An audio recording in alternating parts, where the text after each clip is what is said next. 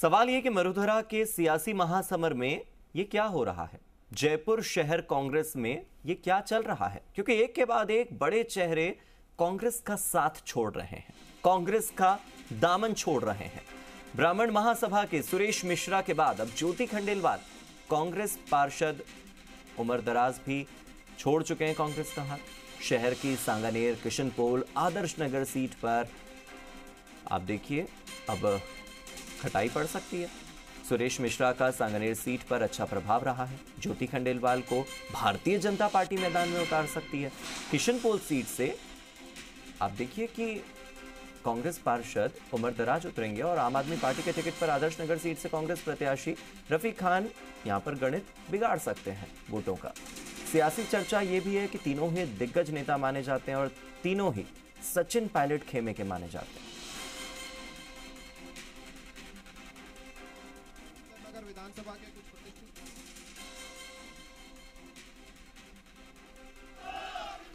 मैं आग्रह करता हूं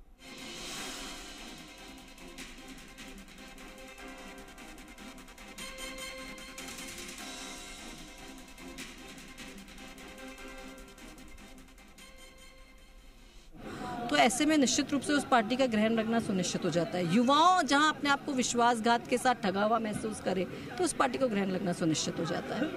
आप पहले लगातार कांग्रेस में रही है, मेयर भी रही हुई है सीधे इलेक्शन में, इसके अलावा आप सांसद का चुनाव भी लड़ चुकी हैं। क्या लगता है विचारधारा बदल के दूसरी विचारधारा में आना कितना सहज है? नहीं, मुझे नहीं लगता कि मैं विचारधारा को मैंने बदला है। मैंने आपने देखा है मेरे को महापौर के रूप में काम करते हुए, सबको साथ लेकर के चलना, जनता की भावना को उठाना। जनता की भावना के लिए अगर आपको अपनी पार्टी में भी अगर आवाज उठानी है तो मैंने उस आवाज को भी उठाया है। सबको साथ लेकर के चलना, करप्शन के अगेंस्ट लड़ाई लड़ना। चाहे मैंने आपने देखा होगा मेरे महापौर कार्यकाल में भी कोई भी अगर अधिकारी अगर भ्रष्टाचार करता हुआ पाया गया है तो मैंने उसके खिलाफ आवाज उठाई है। तो मुझे उन्हीं सब बातों के साथ यहाँ पर काम करने का अगर ज़्यादा प्रोत्साहन मिले, ज़्यादा काम करने की क्षमताओं का मेरा यहाँ पे उपयोग हो सकता है तो मैं निश्चित रूप से चाहूँगी कि मेरी उन क्षमताओं का उपयोग हो और मैं जनता की भावना के अनुरूप समाज के लिए, देश के लिए, पार्टी के लिए विकास में जो अपनी भूमिका निभा सकती हूँ उसको मैं निभा पाऊँ। क्या देख के आपने बीजेपी ज्वाइन किया या क्या सोच समझ? प्रधानमंत्री नरेंद्र मोदी जी जो कि एक बहुत ही सशक्त नेतृत्व है, हमको लगातार दिखाई दे रहा है कि वो पूरे विश्व में देश को बहुत मजबूत तरीके से आगे बढ़ाने का काम कर रहे हैं। देश में युवाओं और महिलाओं को वो अवसर दे रहे हैं कि वो देश के विकास में अपनी भागीदारी निभा सके। एक ऐसा माहौल तैयार हो रहा है। तो इन सब चीज़ों को देख करके लगता है, इंस्पिरेशन मिलती है कि आप भी उस पार्टी के साथ जुड़ करके काम करें जहां देश के विकास में अपनी भागीदारी को भी मैं सुनिश्चित कर पाऊं। ये थी ज्योति। तो अब देखिए किशनपोल से बीजेपी प्रत्याशी बनना तय है। इधर पूर्व छात्र संघ अध्यक्ष रविंद्र सिंह भाटी बीजेपी में शामिल हो गए हैं, जिन्हें हो सकता है कि शिव विधानसभा या फिर सरदारपुरा विधानसभा सीट से मैदान में बीजेपी उतारे। बीजेपी को बहुत सारे नए प्रत्याशी मिल गए हैं उन सीटों पर जिन सीटों पर किसी समय कांग्रेस का दबदबा था या कांग्रेस के प्रत्याशी मजबूत हैं। ऐसे में एक के बाद एक बड़े चेहरे कांग्रेस का साथ छोड़कर बीजेपी में शामिल हो रहे हैं।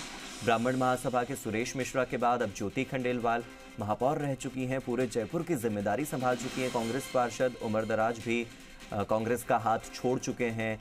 किशनपोल और आदर्श नगर सीट पर अब गहमा गहमी हो सकती है, समझ ही नहीं आएगा कि किसे उतारें। मेरे सहयोगी शशि मोहन जुड़ गए हैं ज्यादा जानकारी के साथ। शशि मोहन, कांग्रेस सत्तारूढ़ दल है, कांग्रेस इससे पहले सरकार में रह चुकी है और अशोक गहलोत और सचिन पायलट बड़े बड़े नाम हैं, इनके समर्थकों की संख्या लाखों में है। बावजूद इसके कांग्रेस से हाथ छुड़ाने वाले इतने लोग और बीजेपी में जाने वाले लोगों की संख्या इतनी ज्यादा, ये गणित क्या है, ये समीकरण क्या है? हार्दिक, दरअसल जो समीकरण है सत्ता के साथ, सत्ता के खिलाफ, सत्ता के प्रति बदलते रहते हैं, बनते बिगड़ते रहते हैं। अपना अपना आकलन होता है राजनीति में। कौन किस पार्टी को भारी मानता है उसके हिसाब से नेता फैसला करते हैं। कई बार समर्थकों का दबाव होता है, उसके हिसाब से भी नेता फैसला करते हैं। और कई बार टिकट नहीं मिलता दावेदारी के बावजूद, अब वो दावेदारी मजबूत है या कमजोर है, उसके बाद भी इस तरीके के फैसले होते हैं।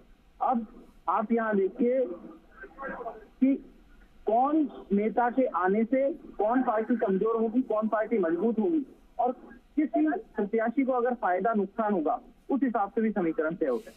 आप देखिए चंद्रशेखर वैद जो पूर्व वित्त मंत्री चंदनमल वैद के लड़के हैं, पुत्र हैं और विधायक रह चुके हैं तारानगर सीट से, उस तारानगर सीट से जहां प्रत्याशी राजेंद्र राठौड़ को बनाया है। राजेंद्र राठौड़ ने खुद चंद्रशेखर वैद के खिलाफ चुनाव लड़ाया और उन्हें चुनाव हराया 2008 में, और उनको आज गले लगाते दिखे। राजेंद्र राठौड़ को दरअसल चंद्रशेखर वैद की पार्टी में आने से, बीजेपी में आने से बहुत बड़ा फायदा होगा और इसलिए राठौड़ इससे खुश दिख रहे हैं।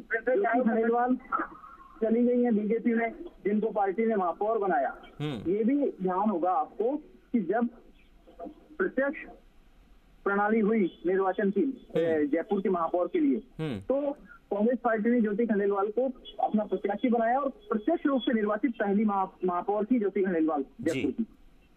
5 साल कार्यकाल रहा, खट्टे मीठे अनुभव रहे, और अब जब किशनपुर से अमीन कागजी का टिकट घोषित कर दिया है तो वो पार्टी छोड़ करके बीजेपी में चली गई है। सवाल ये उठता है क्या उनको टिकट का आश्वासन दिया गया है और क्या टिकट पार्टी से विचारधारा से इतना बड़ा हो गया कि उनको जाने की जरूरत पड़ रही है, और क्या उनको लग रहा है कि टिकट मिल भी रहा है और वो सत्ता में आ भी रहे हैं, ये भी एक संभावना है।